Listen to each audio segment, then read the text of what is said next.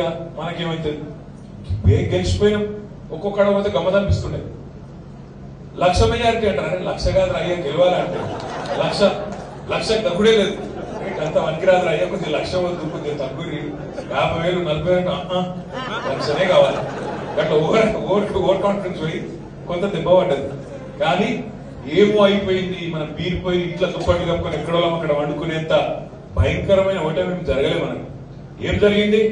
119 సీట్లలో ఇవాళ 3వ వంతు ప్రజలు మనకిచ్చిండ్రు. 39 సీట్లు మనకిచ్చి బలమైన ప్రతిపక్షంగా పనిచేయండి అని చెప్పి ప్రజలు మనకు కూడా ఆదేశం ఇచ్చారు. 39 సీట్లేమో గెలిచినాం, ఇంకో 14 సీట్లేమో దగ్గరకు వచ్చిపోయినాం.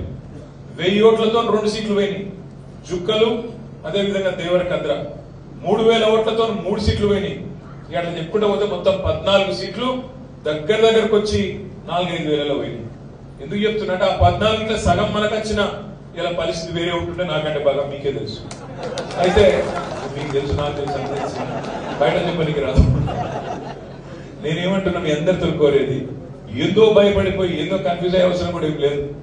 మార్పు అని ఆయన ఉదరగొట్టి పాపం అమాయకులైన మా తమ్ముళ్ళు మా చెల్లెలు కొంతమంది దానికి పాపం ఆగమైంది. నేను నిన్నగాక మొన్న జూబ్లీ హిల్స్ కాన్స్టిట్యున్సీ లో ఒక మీటింగ్ ఉంటే ఆడికి పోయినాక బయటకు వచ్చే వరకు మొత్తం ట్రాఫిక్ జామ్ కి నా కారు ఇరుకపోతే సప్పుడు ఇక బయట ఆయన ఆటో ఉంటే ఆటోలో నేను ఆ ఎమ్మెల్యే గారు ఆటో ఎక్కినాం. ఆటోలో తెలంగాణ భవన్ పోయినాం. ముచ్చట పెట్టుకుంటే పోయి నా తమ్ముడితో, ఏం పేరు తమ్మి అంటే, అన్న నా పేరు శాతం రమేష్ అన్న. ఏ ఊరు అంటే హైదరాబాద్ 25 ఏళ్ళకి చిన్న కానీ నాది ఆలేరు, అక్కడ మూటకొండూరు అని ఒకటి ఉంటది ఊరు, ఆ ఊరు నాదే. మరి ఏమైతుంది ఏం సంగతి అంటే, మార్పు అని వేసినామన్న, మా కొప్పలే ఉంచుకున్నాడు అని చెప్పి అలా 6.5 లక్షల మంది ఆటో అన్న తమ్ముళ్ళు ఏ ఊరికైనా ఉండండి ఆటోలో ఇంకొకసారి టచ్ అయింది అంతే, పొల్లు తిరుగుతాను. ఇదేం మార్పు అయ్యారు అంటే ఏమైంది మీరు చూడు. ఇప్పుడు మీరు ఊళ్ళో పోయి రైతులను అడుగుతుంది, రైతుల దగ్గర కోరిండి. ఇప్పుడు మా బాలరాజు అని చెప్పి అక్షర సత్యం వెంకకెళ్ళి కృష్ణారెడ్డి చెప్తుండే ఇప్పుడు నాకు చెవుల, అన్న నిన్న సేవలలో పొద్దున 10:30 కరెంట్ పోయిందంటే సాయంత్రం 5 గంటలకు వచ్చిందా, 5 గంటలకు వచ్చిందని చెప్తుండే. నేను నిన్న సిరిసిల్ల పోయినా. సిరిసిల్లలో మా దగ్గర ఒక మండలం ఉంటది ఎల్లారెడ్డిపేట అని. ఆ మండలం సోదరులందరం ఇట్లా లోపల కూర్చున్నాము. 150-200 మంది ఉంటే హాల్ లోపల కూర్చొని ముచ్చట పెట్టుకుంటున్నాం. ఇక మరి ఎలక్షన్ ఉంది కదా ఎట్లా చేద్దాం ఏం సంగతి.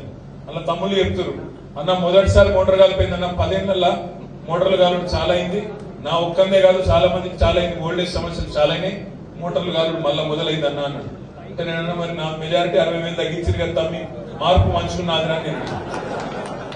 మీరు కూడా ఏమంటారంటే ఊళ్ళలోకి పోతే అడుగురి, అవుతమ్మి మార్పు అంటారు కదా, మార్పు మంచుకుందా అని అడుగురు. రైతులు ఇలా ఫోన్లు చూసి బంద్ చేసింది, ఫోన్లు చూస్తలేరు. ఇక 2 ఎకరాల కాడికి వచ్చింది రైతు బంద్. ఇక ముంగడికి పడదో ఏమవుతుందో ఎక్కలేదు. కానీ ఇన్నర్ పాపం పెద్ద మాటలే.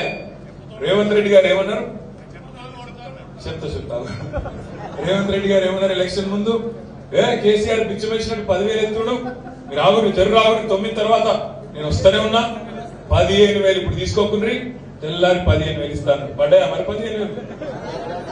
ఆ 15,000 వీటిని ఉన్న 10,000 పడతారు. ఇప్పుడు అందరు అందుకే రైతులు ఒకరి మొగాలు చూసుకుంటారు. నిన్న మొన్నటి దాకా అడుగుతున్నారు, కానీ నీకు కొట్టదా అంటే నీకు కొట్టదా అంటే నీకు కొట్టదా. ఇప్పుడు ఏమైంది, ఇక అడుగుడు బంధు, ఇప్పుడు పడితే అప్పుడే పడుతుంది, ఏదో దేశ కాల పెడితే ఎప్పుడో ఒకప్పుడు అని విడిచిపెట్టి వాళ్ళు రైతులు గరం ఉన్నారు. ఊళ్ళల్లో తెలుస్తుంది మార్పు ఏమైందో తెలుస్తుంది, బాధపడుతున్నారు. ఎందుకు మరి మా కేసీఆర్ ఉన్నప్పుడు సరిగ్గా వారం 10 రోజులల్లా 7,500 కోట్ల రూపాయలు 70 లక్షల రైతుల ఖాతాలలో ఫోన్లు టింగ్ అనుకుంటే మంచిగా వారం 10 రోజుల్లో పడుతుండే. ఎందుకు? కేసీఆర్ కు ఒక ప్రణాళిక ఉండే, ఒక పద్ధతి ఉండే, ఒక వ్యూహం ఉండే. ఏదైనా పని చేస్తే దాని మీద కమిట్మెంట్ ఉండే. మొత్తం 2 నెలల పాటు కష్టపడి 7,500 కోట్లు ఒక పక్కకు పెట్టి రైతులకు సబ్జెక్ట్ కాబట్టి 70 లక్షల మంది రైతుల ముచ్చట కాబట్టి అది కూడా వాళ్ళు నాట్లేసే టైంకు ఎరువులు విత్తనాలకు వాళ్ళకు కూలి పనులకు పైసలు అందాలి కాబట్టి కమిట్మెంట్ తో కేసీఆర్ గారు అట్లా పక్కకు పెట్టి దాన్ని మరి ఒక ముద్దకు తీసుకొచ్చి అప్పుడు దాన్ని ఇస్తుంది. వీళ్ళకు ఉందా కమిట్మెంట్?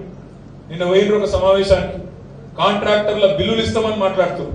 కాంట్రాక్టర్లతో మీటింగ్లు పెడతారు, రైతులకు మాత్రం మీటింగ్ లేదు, సమాచారం లేదు. రైతు బంధు ఎప్పుడు పెడతారు అంటే ఎప్పుడు పడుతుందా అంటే కోమటిరెడ్డి వెంకటరెడ్డి గారు అంటున్నారు, రైతు బంధు పడలేదన్న వాళ్ళు చెప్పు తీసుకొట్టుకుని అంటున్నారు. ఎందుక మార్పు మనం పెట్టుకుంది? చెప్పులు తీసి కొట్టించుకుంటాం కదా. రైతు బంధు ఎప్పుడు పడుతుంది రాయి అంటే దానికి చెప్పు తీసి కొడతాం. నేను అడుగుతా ఉన్నా మరి